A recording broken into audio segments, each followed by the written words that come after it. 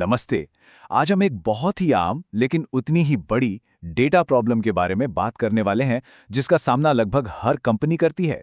सोचिए, किसी कंपनी का सारा जरूरी डेटा अलग-अलग जगहों पर अलग-अलग सिस्टम्स में बिखरा पड़ा है, तो उसे एक साथ कैसे देखा जाए?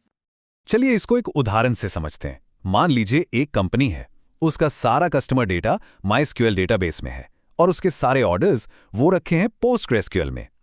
अब अगर कंपनी को ये जानना है कि किस कस्टमर ने कौन सा ऑर्डर दिया है, तो इन दोनों बिल्कुल अलग-अलग सिस्टम्स को एक दूसरे से बात करने पर कैसे मजबूर किया जाए। और बस यही है बिखरे हुए डेटा की समस्या। टेक की दुनिया में इसे डेटा साइलो भी कहते हैं।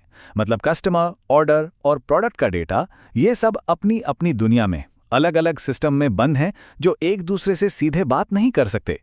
और ऐसे में इनसे एक साथ कोई मीनिंगफुल जानकारी निकालना वाकई में एक बहुत बड़ा सिरदर्द बन जाता है। तो इस बिखरी हुई डेटा पहेली को सुलझाया कैसे जाए? यहीं पर एंट्री होती है ट्रीनो की। ये एक ऐसा पावरफुल टूल है जिसे खास तौर पर इसी तरह की प्रॉब्लम को जड़ से खत्म करने के लिए बनाया गया है। तो सवाल उठता है कि ये ट्रीनो आखिर है क्या? ट्रीनो, जिसे पहले प्रेस्टो एसक्यूएल के नाम से जाना जाता था, असल में एक डिस्ट्रीब्यूटेड एसक्यूएल क्वेरी इंजन है। इसका सीधा सा मतलब है कि इसका एक ही काम है, बड़े बड़े डेटा सेट्स पर एसक्यूएल क्वेरी चलाना, और इसे इस बात से कोई फर्क नहीं पड़ता कि वो डेटा किसी भी सिस्टम में क्यों ना रखा हो।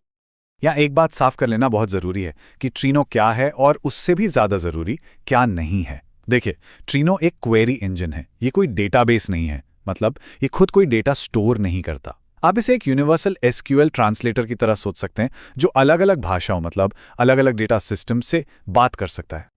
ठीक है, थ्योरी तो बहुत हो गई। अब थोड़ा और गहराई में उतरते हैं और देखते हैं कि ये असल में काम कैसे करता है। चलिए इसका असली जादू देखते हैं। सोचिए, अगर ट्रीनो ना होता तो क्या करना पड़ता? पहले आप माइस्क्यूएल सिस्टम में जाते और कस्टमर्स की जानकारी निकालने के लिए क्वेरी चलाते। फिर आप पोस्टग्रेसक्यूएल में जाते और ऑर्डर्स की जानकारी के लिए एक दूसरी क्वेरी चलाते। मतलब दो अलग-अलग सिस्टम और दो अलग-अलग क्वेरीज। कितना झंझट है। और अब वो मोमेंट जहां ट्रीनो सब कुछ बदल देता है। जरा इस क्वेरी को देखिए, यही ट्रीनो का असली कमाल है। ये एक सिंगल एसक्यूएल क्वेरी है, पर ध्यान से देखिए, ये एक ही कमांड में माइस्क्यूएल के कस्टमर टेबल को पोस्टग्रेसक्यूएल के ऑर्डर टेबल से ज्वाइन कर रही है। mysql.sales.customers और postgres.public.orders एक ही क्वेरी में। ऐसा लग रहा है मानो ये दोनों एक ही जगह पर हो। बस यही ट्रीनो की असली ताकत है। तो ये काम कैसे करता है ये तो हमने देख लिया, लेकिन चलिए आगे बढ़ते हैं और देखते हैं कि इसका इस्तेमाल क्यों करना चाहिए, इसके असली फायदे क्या हैं। सबसे बड़ा और सबसे जरूरी फायदा, डेटा को एक जगह से उठाकर दूसरी जगह ले जाने का झंझट ही खत्म। ट्रीनो डेटा को वहीं पर क्वेरी करने की पावर देता है जहां वो रखा है। कोई कॉपी पेस्ट नहीं, डेटा माइग्रेशन का कोई सिरदर्द नहीं। और हां, ये बहुत तेज है। ट्रीनो डिस्ट्रीब्यूटेड क्वेरी एग्जीक्यूशन का इस्तेमाल करता है। आसान भाषा में कहें तो ये किसी भी बड़े काम को छोटे छोटे हिस्सों में बांट देता है और उन सब पर एक साथ काम करता है, जिससे बड़ी से बड़ी रिक्वेस्ट भी पलक झपकते ही पूरी हो जाती है। ये मत सोचिए कि ये सिर्फ पारंपरिक डेटाबेस के लिए है। नहीं, ट्रीनो को तो खास तौर पर बिग डेटा सिस्टम्स के साथ काम करने के लिए ही बनाया गया है।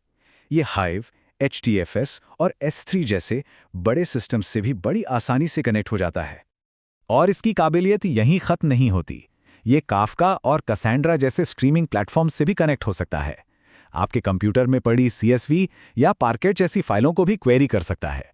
और हाँ, टैब्ल्यू, सुपरसेट और पावर BI जैसे सभी पॉपुलर BI टूल्स को भी पूरी तरह से सपोर्ट करता है।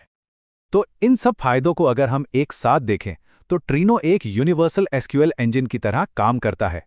ये किसी भी डेटा सेटअप के लिए एक सिंगल गेटवे बन जाता है। ये कुछ ऐसा है जैसे 100 अलग-अलग तालों के लिए बस एक ही चाबी होना। तो अगर कोई ट्रीनो को बस एक लाइन में समझाना चाहे तो जवाब ये है, ट्रीनो एक ऐसा एसक्यूएल इंजन है जो माइस्क्यूएल, पोस्टग्रेसक्यूएल और हाइव जैसे कई अलग-अलग डेटाबेस में एक ही क्वेरी चलाने की सुविधा देता है, और वो भी बिना डेटा को कहीं भी कॉपी किए। ये परिभाषा इसके काम को एकदम सटीक तरीके से बताती है।